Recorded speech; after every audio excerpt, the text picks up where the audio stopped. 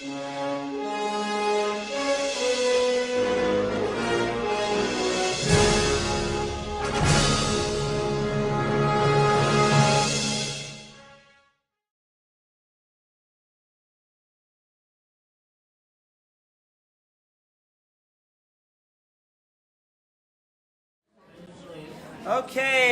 we are ready to begin. First off, I want to thank once again all of you for coming here for the first pitch Morgan, for deciding to come to my lecture. You had many other great learning options tonight, and somehow you all got fooled into choosing me. So I want to thank you all for that, and thank you for coming. And I hope it's not a letdown. So this is my presentation of 6,000 years in 60 minutes. Yeah, it's probably a good idea. Yeah, awesome, thank you. 6,000 years in 60 minutes. And our goal is to literally cover all of Jewish history from creation until modern times. If you think, as I said out there, if you think it's going to happen because I'm summarizing, I don't summarize, I just speak really, really fast. So you can hold on to your hats and hopefully you'll get it all. If not, don't worry, we are recording it both in video and audio so you can listen to it afterwards in slow motion. Even though I've given this talk, by the way, is this microphone on? Okay, so it's just echo from right here. I've given this talk a number of times before, but this is my first time doing it with bronchitis. So as of Shabbos, I literally could not talk. My wife said, you better get on antibiotics. Don't worry, I've been on antibiotics since Sunday morning, so not contagious. But if I lose my voice in the middle, I will have to just communicate another way. But I did bring my inhaler, so hopefully we will be okay, and we won't have a problem. Okay, on that note, let's rock and roll. This is 6,000 years in 60 minutes. By the way, feel free to grab a chair from another room if we're short on chairs. I'm very, very sorry. I think there are a few more chairs up here. A few chairs you can bring in from another room if need be. Thank you so much. So, I love studying history. I love teaching about history. It's one of my favorite subjects. And to sum up why I love history, I want to start with a lesson from the rabbi, the 17th century, 18th century German rabbi, Rabbi Yaakov Emden, also known as the Yavitz. He writes in the introduction to his prayer book, and he asks the question, what is the greatest miracle to ever happen in Jewish history? And he goes through all the different possibilities. He says, was it the Exodus from Egypt? Was it the 10 plagues? Was it Mount Sinai? Was it the manna in the desert? What is the greatest miracle to happen in Jewish history? And he goes through all the possibilities. He ends up saying, none of those but greatest miracle, because by far the greatest miracle of Jewish history and world history for that matter is the fact that the Jews are still here practicing Judaism. And if he said that in the 1700s, that miracle has only gotten greater and greater as the years have gone on from that point. And we are all living miracles, as we're going to talk about in this discussion tonight. So the purpose of this discussion is really so we understand this miraculous 6,000 years that we have had, how we've defied all odds, and we are still here to tell the story of the Jewish people.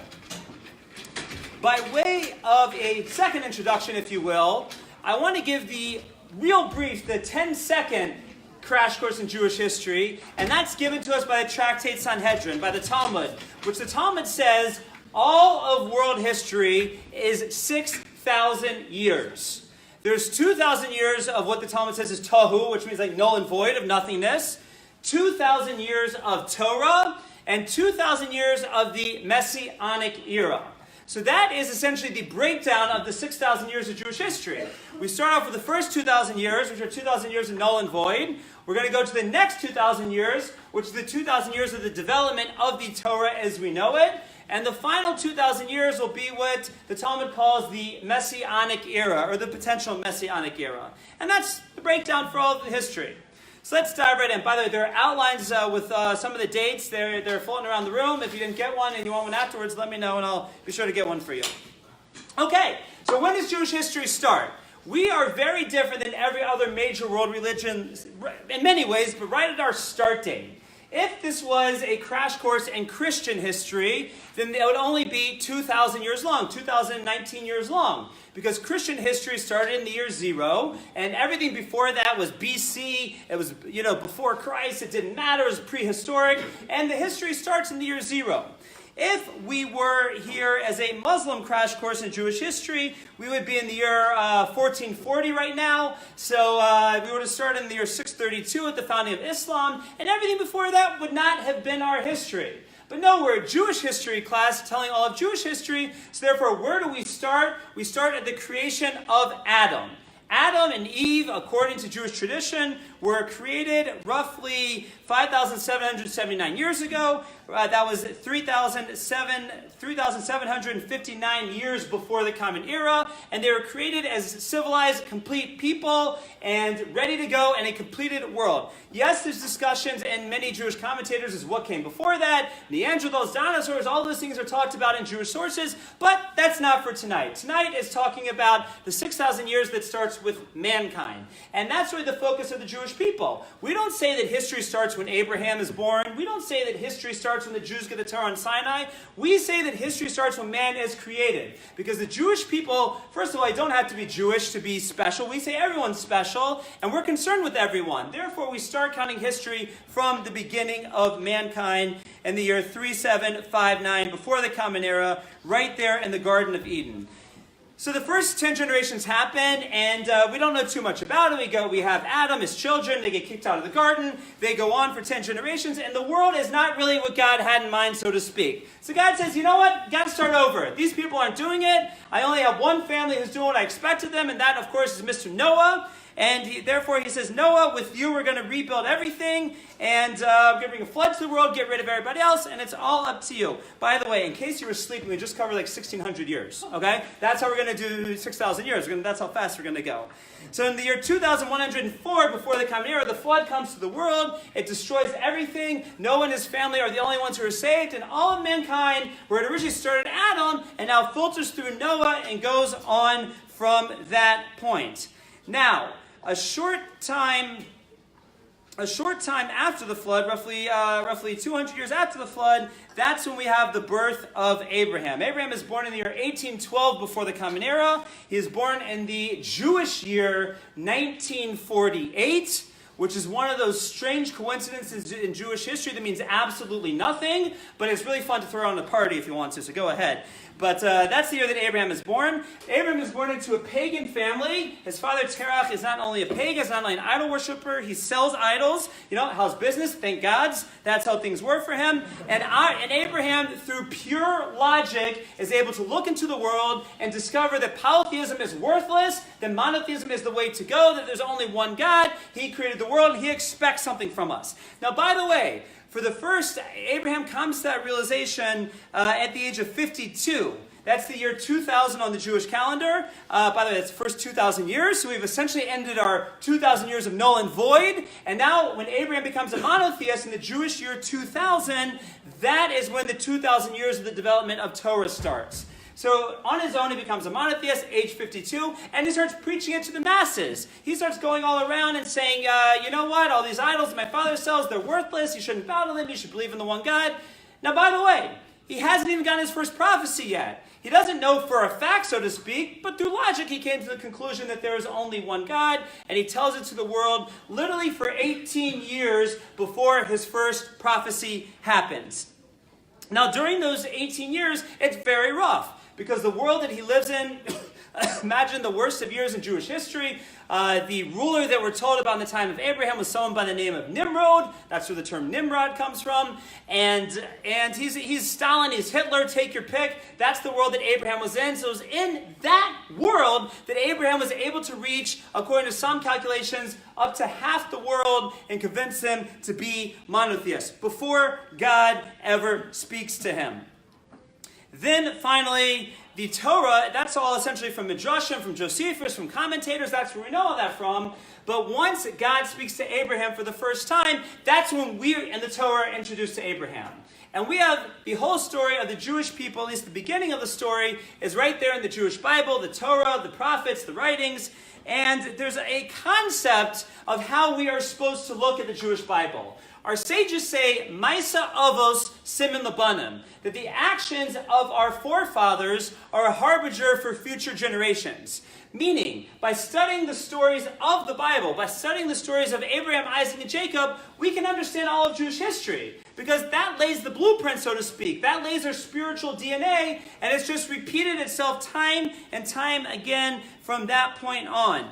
And Abraham is very much the representation of that, the manifestation of that, because He goes through his whole life. He's rootless just like the Jewish people, but he always seems to be right in the middle of everything. The Torah tells us the story of the war of the 4 kings and the 5 kings, which is the First World War, if you will, and Abraham's right in the middle of it. Because even though he was one guy, he was right on the front page of the news every single day, and that's the Jewish people. We're small in number, we've remained small in number, we've never gone above 15 to 16 million like we are today, and yet we're always on the front page of the paper. We always win all the Nobel Prizes. We have more clout than our numbers by far.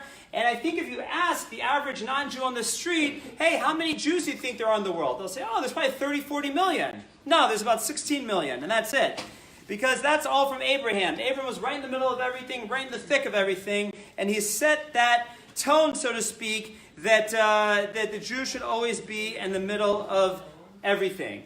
Now, Abraham and his wife Sarah have 2 children. One's name is Ishmael, one's name is Isaac. Ishmael goes on to become a great nation, and Isaac becomes the progenitor of the Jewish people. Ishmael is eventually the father of the Arabs, eventually the father of the Muslims, and really from the time of Abraham's death until the rise of Islam, we have a very benevolent relationship with the 2 nations, the nation of Ishmael and the nation of Isaac. As a proof, we see that from this point on, Ishmael was a Jewish name. We meet many Jews in the Bible whose name is Ishmael. We meet Jews in the Bible whose name Jews in the Talmud whose name is Ishmael, because he was considered our cousin. He was a righteous person. And then when Islam comes about, we stopped naming our children Islam, but that was we stopped naming our children Ishmael. But that was the relationship at the beginning. So Ishmael goes off to do his own thing. Isaac becomes the progenitor of the Jewish people, and he's dealing with the same thing his father did. Even though his father made such tremendous strides in his life, Isaac almost had to do it all over again. He has the same trials, the same tribulations, really carrying on that same torch that his father had and the life that his father very much lived. Now, Isaac will marry Rivka, and they will have also 2 children. One's name is Yaakov, and one's name is Esau. And similar to the generation before, Yaakov is going to become the progenitor of the Jewish people, and Esau going to go off and do his own thing. Happens to be that he is really our arch enemy from the beginning, and we're going to unfortunately see his ugly face time and time again. But Jacob becomes the final step in the building the original forefathers, the patriarchs and the matriarchs. Jacob with his wives Rachel and Leah, and they will build the 12 tribes of Israel. They will have the 12 children, and they will be which would eventually become the 12 tribes of Israel. Now, even though things seem all hunky-dory, and there's no Ishmael this time, there's no Esau this time, still the brothers don't quite get along, and we have this issue with the favored brother, if you will, being sold into slavery by 10 of his other brothers. And again, that's really the story of the Jewish people, because they were all righteous. They were all, as we would say, l'shem shamayim. They were all out to do good. The Torah doesn't put blame on any of them necessarily for being bad people. Yet we see that even when Jews are out to do the right thing, unfortunately, that brother against brother is something that is right there in our DNA, our spiritual DNA, and has unfortunately reared its ugly face throughout history many, many times from the period of Joseph and his brothers. So this, though, paves the way for the Jewish people to leave the land of Israel, at that point called the land of Canaan, and to go down to the land of Egypt. Now, the Jews start off in the land of Egypt in a glorious way, because Joseph is the viceroy, right? He's the Mishnah Lamelech, he's the vice president, he's the second most powerful man in all the land. They have all the wealth, all the power they could want, everything's glorious, everything's splendid, everybody loves the Jews. Right? Unlike that song, right? That, I forget the guy's name, but nobody loves the Jews. Everyone loves the Jews in Egypt. That was the situation they had there. And that's how it starts off, and everything's great. But then things start to change. We're told about a new king who comes to power. He doesn't want to he doesn't remember Joseph. He doesn't remember any of that. And he starts to get a little scared of these Jews who started off as about 70 and were already multiplying into thousands and then hundreds of thousands and then millions of people. And he said, this nation is a huge nation within us. They could attack us. They could take us down. We got to get rid of them. So what does he do? He enslaves them. And he puts them through 80 years of very hard servitude. In general and total, we're in Egypt for 210 years. The last 80 years are the years of slavery. Now, when we talk about the blueprint for Jewish history, This is very much the blueprint that we're going to see over and over again in the course of the next moments that we have together, that when the Jews are in exile, we're going to go to many different places. And when we get to each place, it's going to be great. It's going to be grand. We're going to be invited in. They're going to ask us to come. They're going to put us in the government. We're going to be the top level of society. And then we're going to become a little bit too much part of the society. We're going to kind of forget our Jewish roots. And unfortunately, the next thing that always happens is the nation says, you know what, maybe we don't want you here anymore. And the lights get shut out. And the blueprint's right there, because that's what happens in Egypt. We start off great, we start off grand, everything's splendid, and then eventually the lights get shut off, and it's time to let my people go, as the movie tells us. So the Exodus, it takes place in the year 1312 before the Common Era. And when the Jews get up and leave Egypt, there are roughly 3 million Jews that leave Egypt. Now, what our commentators tell us is while there were 3 million Jews that left Egypt, there were about 12 million Jews that didn't leave Egypt, that died in Egypt and were not privileged to get out. Again, that's part of our blueprint, because as we look at Jews going from place to place to place, unfortunately, it's not always going to be every Jew that's going to go from place to place. It's going to be roughly 30% that are going to get out of each place and go to the next place. And that starts right there in Egypt, and that's what we see there. So roughly 3 million walk out one day, and Egypt was a country that was full of slaves, and you couldn't escape. But we walk out. We walk out and say goodbye, shalom chaver, we'll see you next time. And we go through the sea, a great miracle in and of itself, a week later. And then a total of 7 weeks later, 7 weeks after the Exodus, we come to Mount Sinai, and the most monumental event in all of world history takes place. And that is that the Jews receive the Torah on Mount Sinai. I say it's the most monumental event because it is the one event that starts the 3 major world religions. Of course, we believe in it, the Christians believe in it, the Muslims believe in it. They just believe things changed a little bit later, but it's this one event that, so to speak, started the whole thing off. And our sages tell us that the Torah tells us, the written Torah tells us that 3 million Jews stood at Mount Sinai, 3 million Jews heard God speak, 3 million Jews heard the 10 statements or the 10 commandments being said. 3 million Jews saw Moses go up to get all of the details after the 10 statements. The Kuzari, one of the original works on Jewish philosophy, points out that that is a picture-perfect way to start a religion. In other words, you bring everybody together, you have mass revelation, and then you're ready to go for your religion. God says, these are the details. God says, Moses is my prophet, and you all heard it from God. That's what Judaism says. So that's how every world religion starts, right? No other world religion starts like this. Whether it's Christianity, Islam, Buddhism, Mormonism, it was all one person who had the revelation and went and taught it to the masses. So if the best way to start a religion is to bring everyone together and tell them that this is what you're supposed to do, why didn't the Christians do it? Why didn't the Muslims do it? Why didn't the Mormons do it? One simple answer. You can't fake it. Right? You can't tell 3 million people they heard something and experienced something they didn't experience. Yet our Torah writes it in there that 3 million people experienced that, and until this day we hold that book to be true. And you can say, if it wasn't true, at what point did they slip it into history to call it true if it wasn't true? So that's what it says in our Torah, that we all stood there, everyone who was alive at that time, everyone heard the Torah, everyone heard that Moses was the main prophet who was going to give all of the details. We go on from there, and again, another wonderful trait of our spiritual DNA is written, and that is that we are the Am Kashei Oref. We are a stiff-necked people. That is what the Almighty refers to us as, which, by the way, is both a blessing and a curse. It's a blessing because it's that stiff-necked people that got us through these 6,000 years, or the 3,000 years since Abraham that we've gotten through. But it's that same stiff-neckedness, if that's a word, that often leads us to do the wrong thing. And that pipes up right away in the desert because Moses goes up on the mountain and they just heard God say, Moses is your man. And, 40 days later, they're not sure he's coming back down. They build a golden calf. Moses smashes the golden calf. Whole process over there. The time in the desert is very tricky because the next step after they clean up from the golden calf is they send spies into the land of Israel to try and figure out what's going on. Those spies come back with a bad report. The Jewish people accept the bad report and cry that they really can't go into the land of Israel. So God says, I've had enough of you guys. you're building golden calves. You're crying that you can't go into the land of Israel. I took you out of Egypt. I performed the 10 plagues. Give me a break over here. And he says, you know what? You guys just aren't ready to build the land of Israel. You are all going to die in the desert, and your children will be the ones to go into the land of Israel. So the next 40 years in the desert, that's what happened. That generation dies out, and it is their children who go into the land of Israel. Before the end of his life, Moshe gives his last will and testament, which, by the way, began a few days ago on Monday. Monday was Rosh Chodesh Shvat, the first day of the month of Shvat, which is the day that Moses began his final discourse to the Jewish people. We have his final discourse recorded in the book of Deuteronomy. That is Moses' final discourse, and that began on the first day of the month of Shvat and went on for 36 days until the 6th day of the month of Adar. In that final discourse, Moshe reviews the whole entire Torah, reviews the whole history that's happened up until that point, and lays the groundwork, lays the prophecy for all of Jewish history as it would play out from that point forward.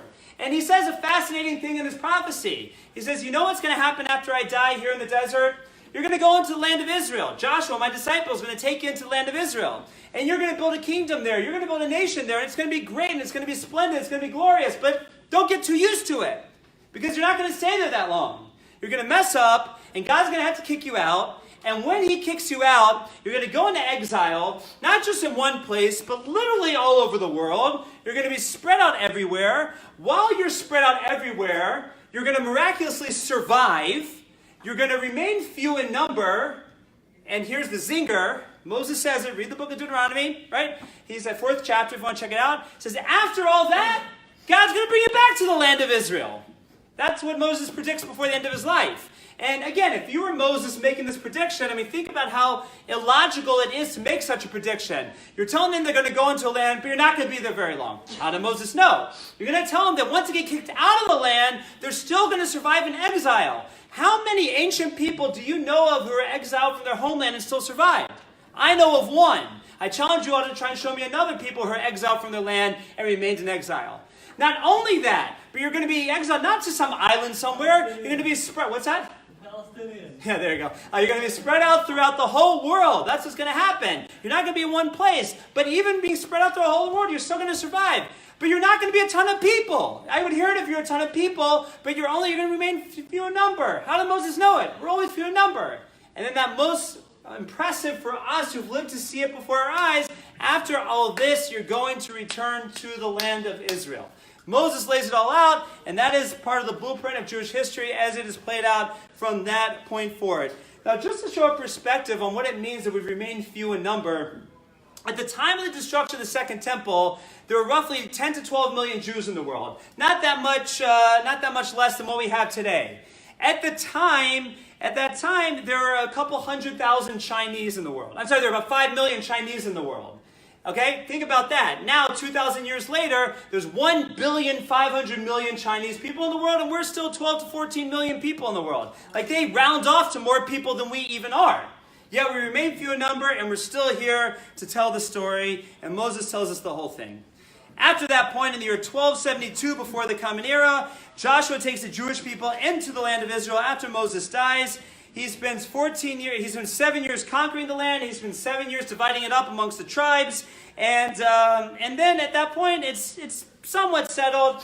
And at that point, he does something very strange. He essentially disbands the central unit before he passes away and says, okay, I'm heading out from this world. It's essentially every tribe for themselves now. We're a republic, if you will. We're a United States, if you will. No central government. And that's what he leaves in place.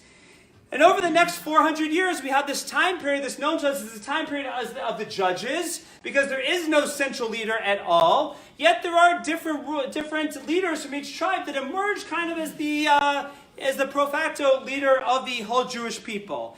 And during these whole 400 years, there's many challenges from the neighbors. There's many fights from within. There's a civil war where the whole tribe of Benjamin is almost completely wiped out.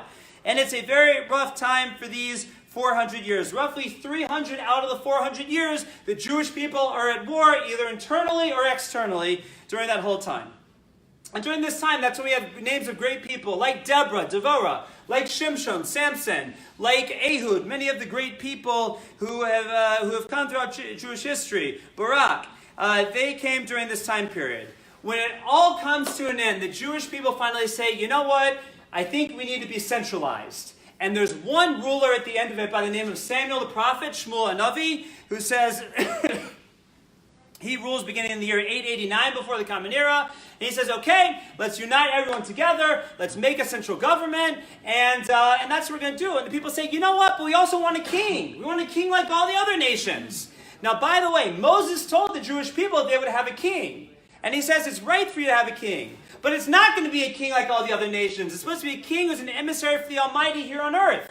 If you want a king like the other nations, that's not going to be a good recipe. But that's what they asked for, and that's what they got. Samuel the prophet appoints the first king in the year 879 before the Common Era, and that is King Saul. Now on paper, Saul should have been the perfect leader, right? He had a perfect record, everything was great, no skeletons in the closet, nothing to hide. He should have been perfect. But what we learn from Saul is the on paper perfect leader is far from the perfect leader. David's the perfect leader, full with skeletons in the closet, all kinds of things that he has to become better for, his challenges he has to grow up from. Saul, the one who's perfect, doesn't work for the Jewish people. So we see that Saul does not reign for very long. He only reigns for 2 years, and then his son-in-law David takes over the throne of the Jewish people. And David becomes the paradigm of a king. He's a man, through the beginning of his life, he was almost considered like an illegitimate child in his family. When the prophet comes to anoint the king, the prophet knows it's supposed to come from the house of Jesse. He doesn't know which one, and they don't even bring David out in front of the prophet, because that's how unlikely he is to be crowned as king. Yet he still becomes the king. And we see throughout his life, he has the trials and tribulations, the story of Bathsheba, and he has his own son who rebels against him. He has all these, he has 2 of his children who end up in a murderous, incestuous situation. Yet he survives it all to be the paradigm of Jewish leadership. And that's the ideal Jewish leader and the blueprint for the Jewish leader. Not someone who's got it all made from the beginning, someone who goes through the challenges, someone who's self-made to a certain extent, and can accept the challenges and grow from the challenges. That's why David becomes the ideal example of a Jewish king. Now, David's goal is to build a temple for God in Jerusalem. Jerusalem is the one part of Israel at this point that was not completely conquered. There was a people known as the Jebusites who were there, and he is able to go in and get rid of the Jebusites, partially through buying the land, partially through some battles, and he's able to make it the capital of the Jewish people. He brings the Mishkan, which was the portable temple that was built in the desert, he puts in Jerusalem, and he starts the process of building the temple. The Almighty says, David, you fought too many wars, too much blood in your hand, you can't build the temple. It's going to be your son Solomon who's going to build the temple. So when David passes away, his son Solomon builds the first temple. If it wasn't for the anti-Semitism that we often find in intellectia, that would for sure be considered one of the wonders, the 7 wonders of the ancient world, or the 8th wonder of the ancient world, Solomon's temple. Reading the descriptions of it and seeing what they found in archaeology, it was beyond description in its time.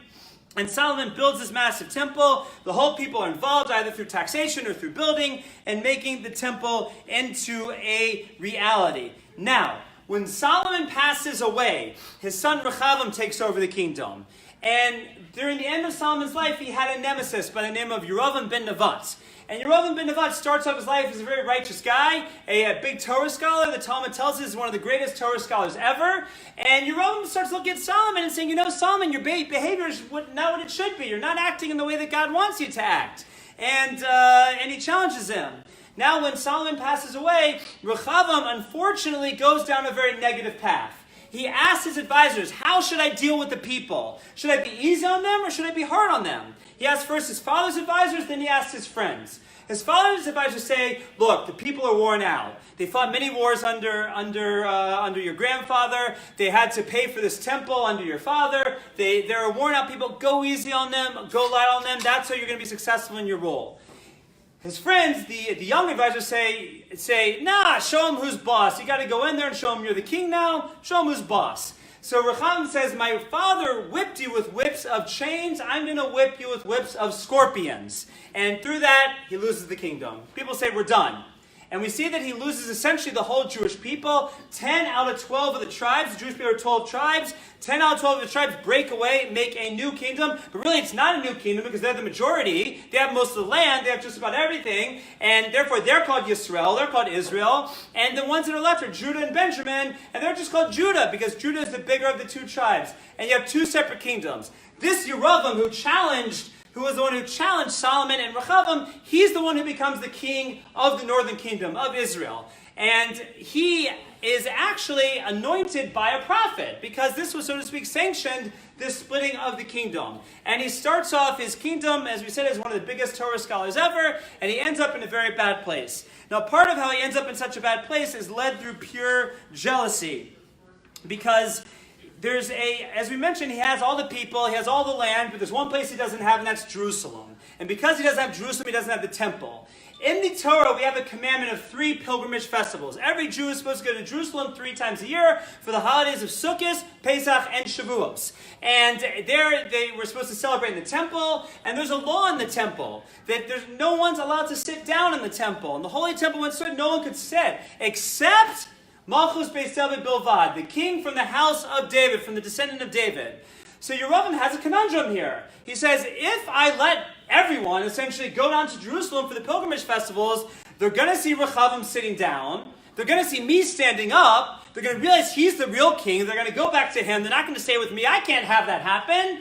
So he says, you know what, I'm outlawing the pilgrimage festivals. We're going to make our own temples up here in Samaria and Shomron. That's where they were based. We're going to make our own temples up here. And you know what we're going to put in the temples? We're going to put golden calves.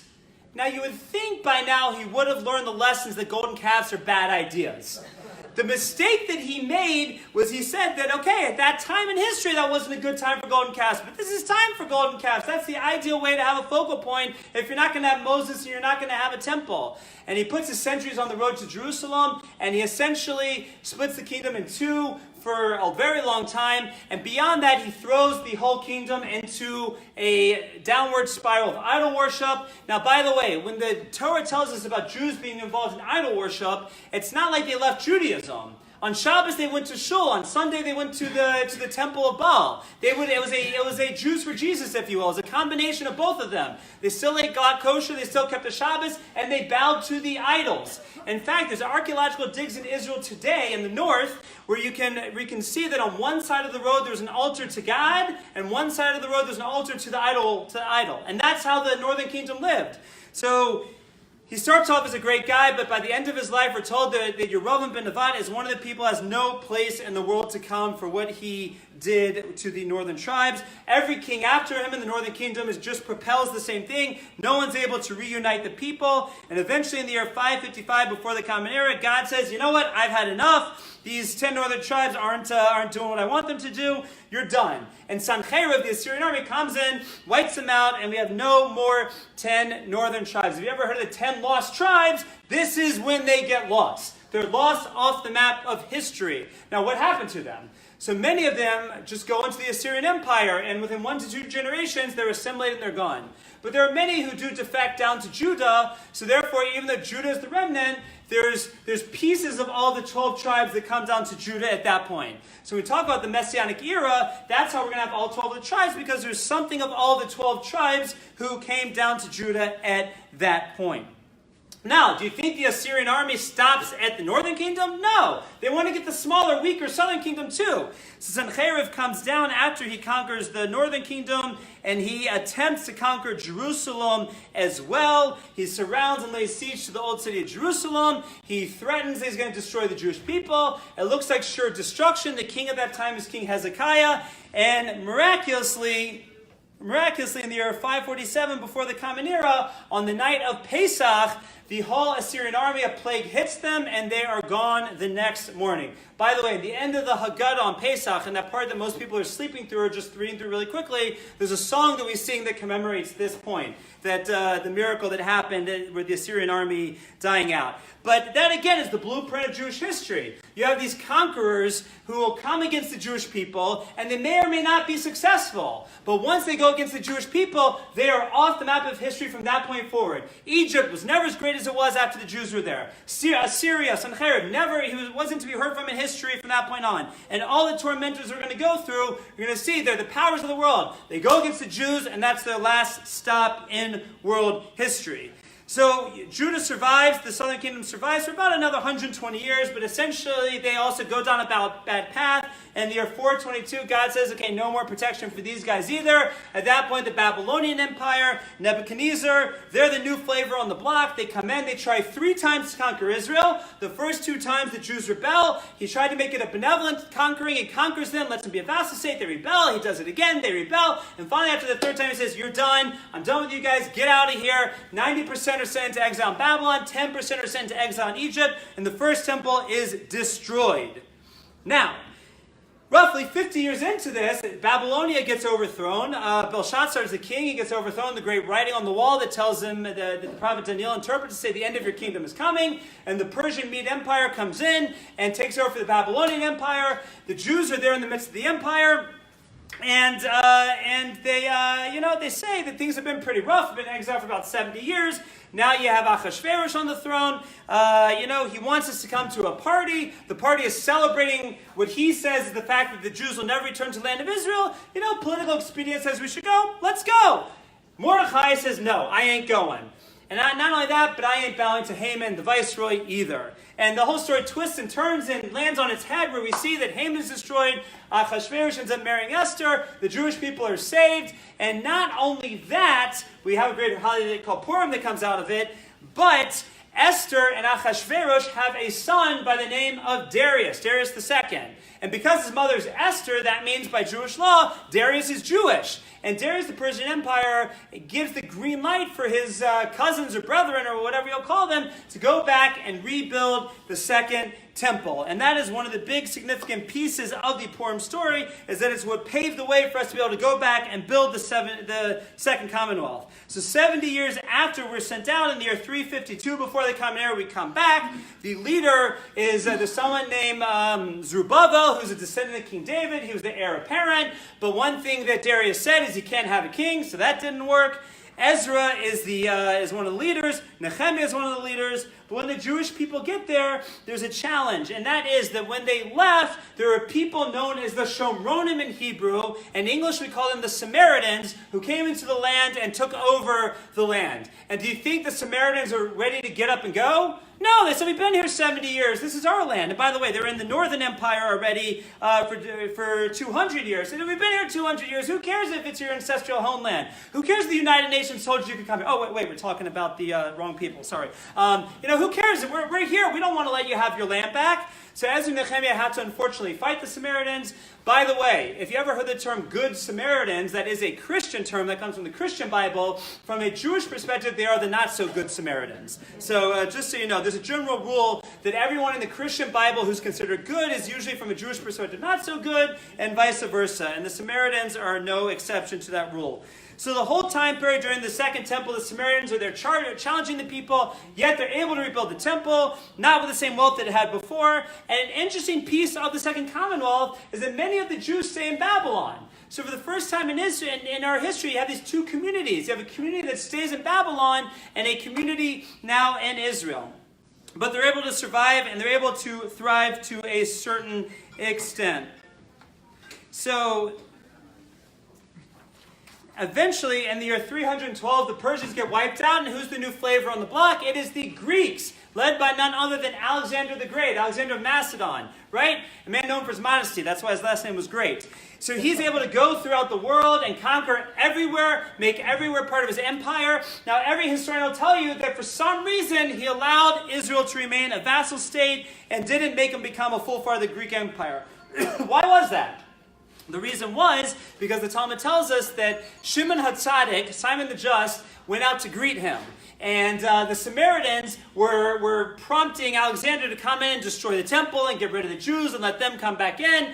And when he sees Simon the Just, Alexander the Great gets down off his horse and he bows to him. The Samaritans say, "What are you doing? This is the bad guy." He says, "No. Every day when I go into battle, I see this man's face in front of me telling me that I'm going to be victorious." And therefore, he says, okay, the Jews aren't the bad guys, you the Samaritans are the bad guys, and that's really the end of the Samaritans as we see it. Alexander lets the Jews remain in Israel, tells them they can finally get rid of the Samaritans, and I'll do whatever it takes to help you. And at that point, they basically fall off the face of history. Now, as a sign of appreciation for Alexander, at that year, all the baby boys that were born were given the name Alexander. If you ever wondered why Alexander is a Jewish name or a Hebrew name, that's why. They're a descendant of somebody named after someone, named after someone, named after someone, who's actually named after Alexander the Great. But on the flip side of this, it actually starts to lead the way to the assimilation of the Jews, because we see that the Greek culture that Alexander has brought with him starts to seep its way in, slowly but surely. Alexander passes away. His two generals, of course, go to war with each other to say who's going to take over. One general by the name of Ptolemy takes over the Egyptian Empire, the southwestern part of the empire. Another general by the name of Seleucid takes over the northeastern empire, and they're at war with each other. And I guess you can probably guess by now by the map of history that the line of skirmish for that war is the land of Israel. And as long as the Jews are under the control of the Ptolemaic Empire, at that point we see Greek culture coming in kind of slowly. Jews start to assimilate. They start to go to the Olympics and the theater, and they start speaking Greek, and they do all these great Greek things. But then eventually the Seleucid Empire gets the upper hand, and they have troubles in the war. And they say the problem with the war is these Jews, because they don't believe in the Greek gods. So they start to force the Jews to assimilate. And not only do they force the Jews to assimilate, but they don't even do the fighting themselves. They tell the other Jews that are already Hellenized, you know what, guys? It's time to get these traditional Jews to cut it out already. It's time to wake up. I mean, for crying out loud, it's like 139 BCE already. Get with modern times. Like, wear a toga, throw a discus, be Greek already. This is what we got to do. And you guys fight the war. Essentially prompting a civil war between the Hellenized Jews and the traditional Jews. And that war is what we know as the Hanukkah story. The other side of the fighting side of the traditional Jews was a family of the Maccabees, Judah and his 5 brothers. And through complete, really miraculous means, they're able to drive back the whole Greek army, get them out of the temple, rededicate the temple, eventually get them out of Israel, and giving us another great holiday of the holiday of Hanukkah. Now, the Hasmoneans, the Maccabees, even though they start off at such a great place that they're able to give us this great holiday of Hanukkah, they fight off the Greeks.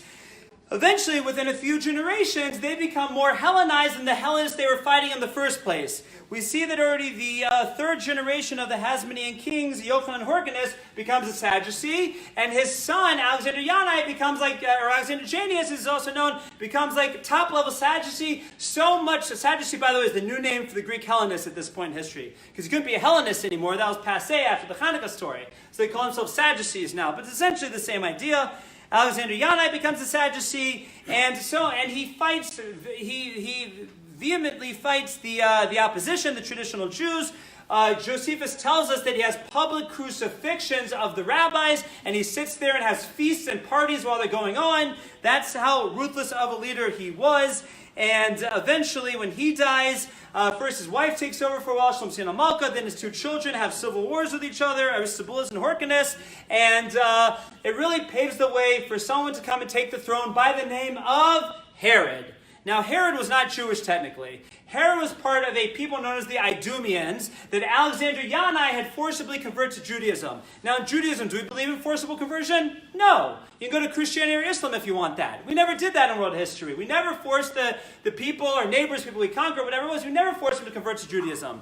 Alexander Yanai was one exception, and it came back to bite him. Because one of the descendants of the people that he forcibly converted is Herod, and Herod really paves the way for the ending of the Maccabean Empire, and eventually for the destruction of the Second Temple. But before he can do that, he becomes a tremendous builder. He builds all over the place. He refurbishes the temple. He builds Herodim. He builds the building over the Cave of the Patriarchs. He builds Caesarea. He builds because he's a megalomaniac. He's a narcissist. He wants his fingerprints everywhere, and that's what he does. And it was a very, very tough time for the Jewish people, and it really paves the way for the end of the Jewish people, because it's just downhill after that. Eventually, in the year 70 already of the Common Era, the Romans, who Herod was a partner with, Herod was a part of, come in, they destroy the Second Temple, send the Jews into exile throughout the Roman Empire.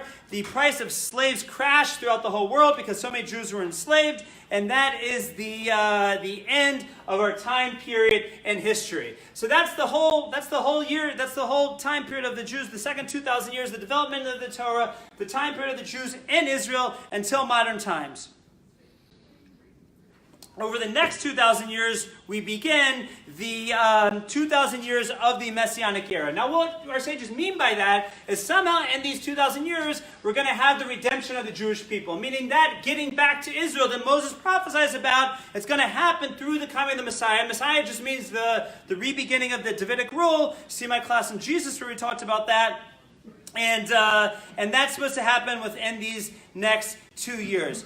But the rabbis realized at that time that this exile was not going to be a short one, and therefore they had to do something to preserve the Jewish people to make it that they could survive in the exile that was going to probably take quite a long time. So the rabbis went through a process of trying to write down the Jewish law. At that point, the only written national books we had were the Tanakh, the 24 books of the Bible. 5 were set by Moses already before his life. The other 19 were set by the men of the Great Assembly. The men of the Great Assembly, the Anshe Knesset Agdola, were the ones who ruled during the beginning of the Second Temple. Those are all the written books we have. But if you sit down to read those 24 books, you're going to be left with a lot of questions as to what it means to be a Jew and how to live a Jewish life. That's because it had to be given with a commentary, with an explanation. And according to Jewish tradition, that explanation was passed on already from Sinai through Moses, through the elders, all the way down until that point. And it worked to have it transmitted, so to speak, orally, because you had one people in a country, the government was based on it, the laws are based on it. You know, it's like I tell people, where's it say in the law book that if you break the speed limit, you get a ticket? Nobody knows, unless you're a lawyer, maybe. You can't tell me where it's written in the law book. We know it because we live in America, and that's the law. That's how Jewish law was in the land of Israel. But now that the Jewish people were going to exile, there was a fear that it would be lost. So there's a great rabbi by the name of Rabbi Yehuda Nasi in the year 183 who sat down to write at least a blueprint for the Jewish law, and that's something called the Mishnah. And he wrote down in six sections, and there were little pithy cryptic statements that were supposed to be an outline to remember the whole entire Jewish law. And that began a process that lasted another 300 years, 320 years of writing the whole entire Talmud. The Mishnah is the backdrop of that. The Talmud is the discussions that took place in the study halls at that time. And that gave us the whole paradigm of Jewish law as we know it. Now, during this time period, something interesting happens. We have a new cousin who comes in to preach his own religion, and that's the religion of Christianity that starts. Christianity, according to the Christians, starts in the year 0. According to many Jewish historians, it probably started about 100 years after that, maybe 150 years after that, but didn't really become a force to, by the way, see my class on Jesus again for that, but didn't really become a force to deal with until the year 312, when Constantine who was the Roman emperor, becomes Christian, makes the whole Roman Empire Christian, therefore it makes half the world Christian, and goes on a great conquest to make it the powerful religion of the world. And Judaism has a lot of trouble with the Christians because it's a thorn in the Christian side that the Jews, where so to speak Jesus came out of, the Jews don't accept the religion of Jesus. And the anti-Semitism starts at an early day and unfortunately goes on from that point for roughly 1700 years before it will subside. In the year 632, we have another cousin come up to start his own religion. That is the religion of Islam. Muhammad comes on the scene and makes another monotheistic religion that he was sure that the Jews were going to accept because it was much closer to Judaism than Christianity was. They still had a concept of prayer like Judaism did. They had a concept of kashrus like Judaism did. They had to be circumcised. You're going to miss that. I got that too for you. You got to get circumcised to be part of my religion. And by the way, if you ever wondered why the Muslims pray 5 times a day, how many times a day does a Jew pray? 3. Right? How many times do we pray on Shabbos? 4. How many times do we pray on Yom Kippur? 5. He was saying, we're like the Jews on Yom Kippur. It's Yom Kippur every day if you're a Muslim. And by the way, their prayer services are much better than ours. Ours take like 45 minutes. Theirs take like 4 seconds. It's great. But anyhow, he thought the Jews would come in droves. They didn't. So therefore, if you read his book, the Quran, there's very favorable things about the Jews. That's when he thought he would win them over. There's some parv things about the Jews. That's when he wasn't sure. And there's some very negative things about the Jews. And that was at the end of his life when he realized the Jews were not going to come over to his religion. So therefore, it's very easy to be a Muslim and say, I'm pro-Jewish, I'm anti-Jewish, I don't have an opinion on the Jews, because that's, and it can all be based very much in the Quran. After Muhammad dies, there's a split, there's the Sunni and the Shiites. By the way, there's about 30 different denominations of Islam today, there's about 600 denominations of Christianity today, and there's like 5 of Judaism, so that's the breakdown, if you will. 85% are Sunni, 10% are Shiite, the other 5 are the other 28 groups of the Muslims. Now, the Jews come to accommodation with the Muslims early on. they basically say, leave us alone, we'll do our thing, you do your thing, we'll take on a status called demi, which means that we'll be second-class citizens, but just don't persecute us. And the Muslims say, fine. With the Christians, we never come to such an accommodation until literally after World War II, or after World War I. But that's how the Jews are in that period, and they come to that, they're able to come to that accommodation. Now, eventually the Muslims go conquering, and they conquer many parts of the world, and they come in 732 to the doors of Vienna, the Battle of Tours against Charles Martel, the French emperor, and he wins. He stops the Muslim conquest. Had that not happened, that could have been the end of Christianity as we know it, and all of Europe would be Muslim today. So we have Jews under Christian rule, we have Jews under Muslim rule, and we have some Jews still in Babylon, where Babylon's not so much into either one at this point.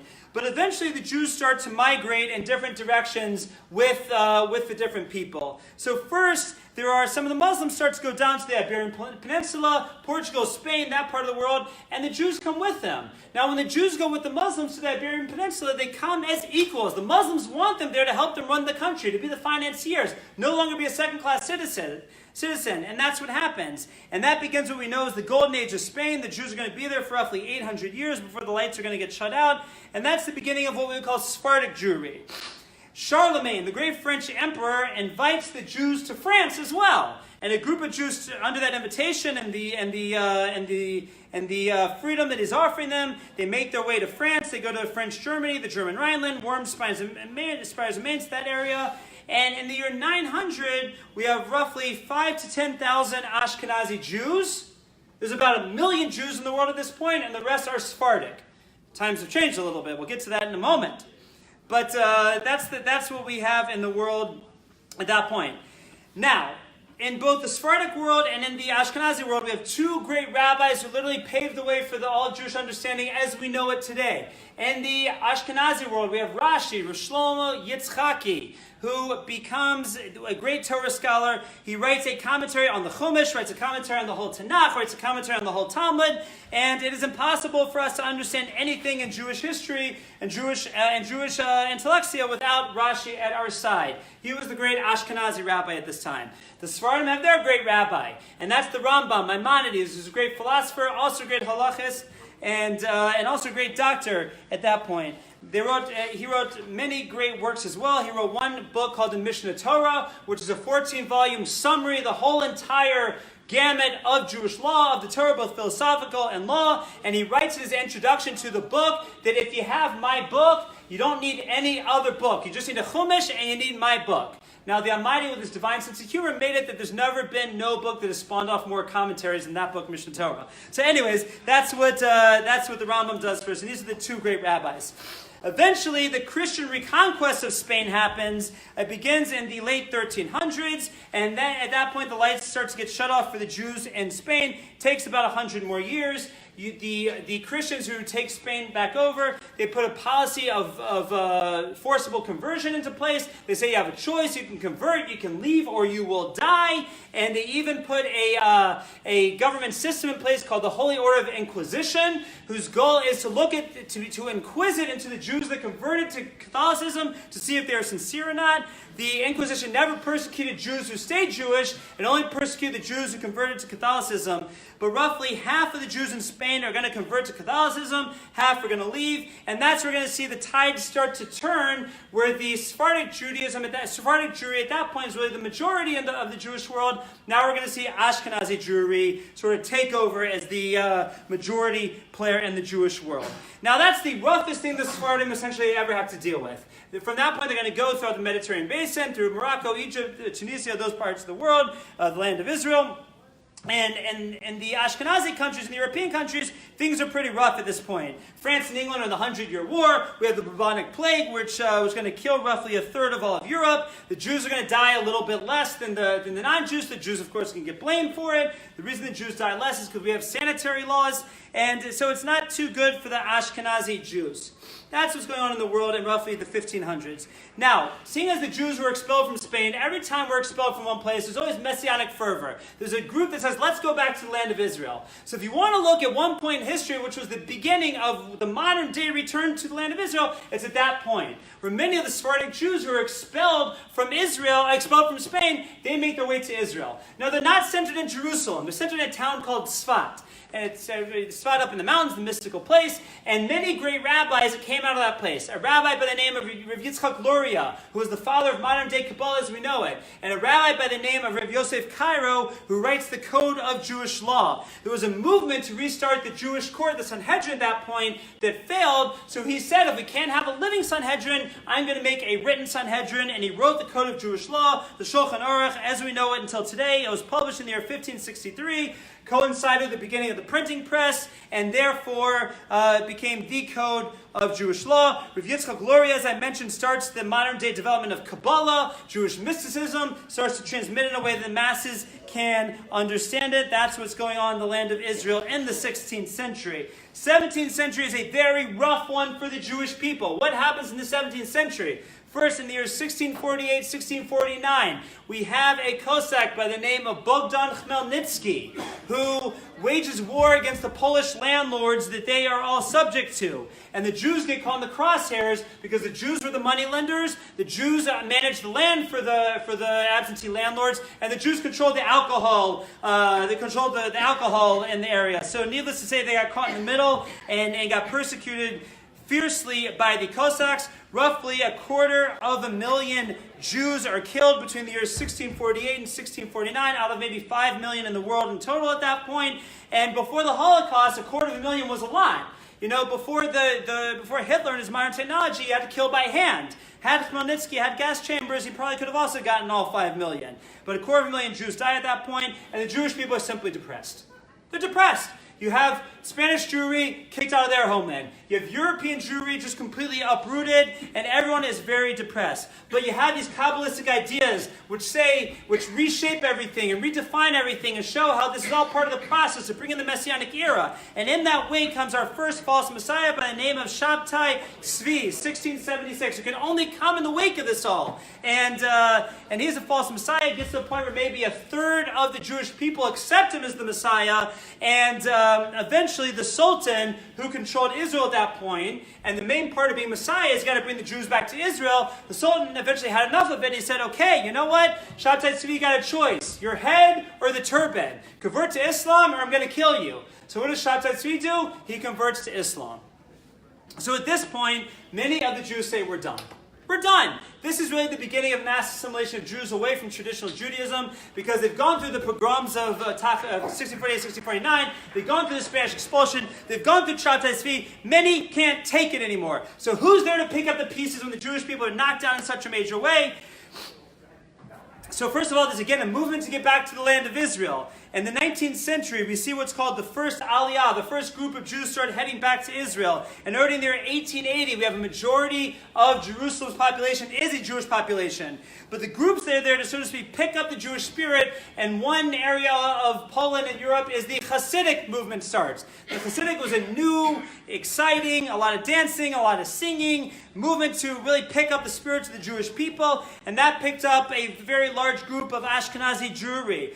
There was great opposition to that, and from the Vilna Gaon in Lithuania, and they began what's called the modern yeshiva movement, or the Musar ethics movement, which picked up that group of the people and told that the Jewish people are great, the Jewish people are godless. Adam was the term they used, the greatness of the people, and therefore through these different movements, you see the spirit of the community is picked up. This is also the beginning of the Enlightenment. So we see Enlightenment come into the Jewish people for the first time. First in Western Europe, with the German Haskalah, as it was called. And then eventually in Eastern Europe as well, with the Eastern European Haskalah, which paves the way eventually for the Reform movement. The Reform movement starts first in Germany in the 1700s, but the Reform movement of today has nothing to do, at least descendant-wise, from that movement, because that movement essentially dies in Europe, because it really did such a good job of trying to make the Jews fit into the area around them, that many of the descendants of the early German Reform movement end up converting out to Christianity. But then the Reform movement started again in America, and that's the Reform movement as we know today, taking the ideas of that original reform movement. Zionism becomes a very popular idea at this point. It's gaining steam until it comes to a head in the year 1894. There was a man by the name of Arthur Dreyfus, a Jewish officer of the French army who was accused of treason. He was found guilty. The whole process was considered anti-Semitic. There was a Viennese reporter, an assimilated Jew by the name of Theodor Herzl, who witnessed all this and said, if this is what's happening, if this is how the Jewish people are treated, we got to have our own homeland. We have to have Israel. And in 1897, he convenes the first Zionist Congress, and his introductory remarks, he says, today I have proclaimed the state of Israel, and it'll take 50 years to come to fruition. Prophetic words given at the first Zionist Congress, and at that process, slowly but surely, the Jews start making their way back to Israel. But then we have the 20th century. The 20th century, by far, with a combination of imperialism, the combination of different countries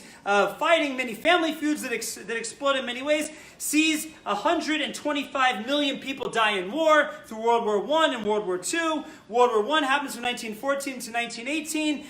And during that time, 250 Jews are killed. That really is the destruction of European Jewry as we know it. The annihilation will be done by Hitler. But the community already at the time of World War I is completely uprooted.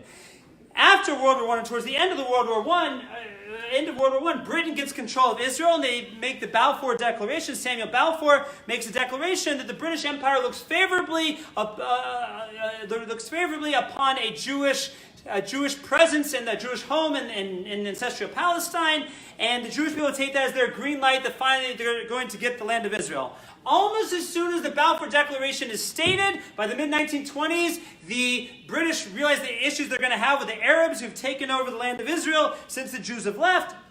And they back away. They back away completely, so much so that by the time World War I and World War II comes around, Jews cannot even immigrate into the land of Israel.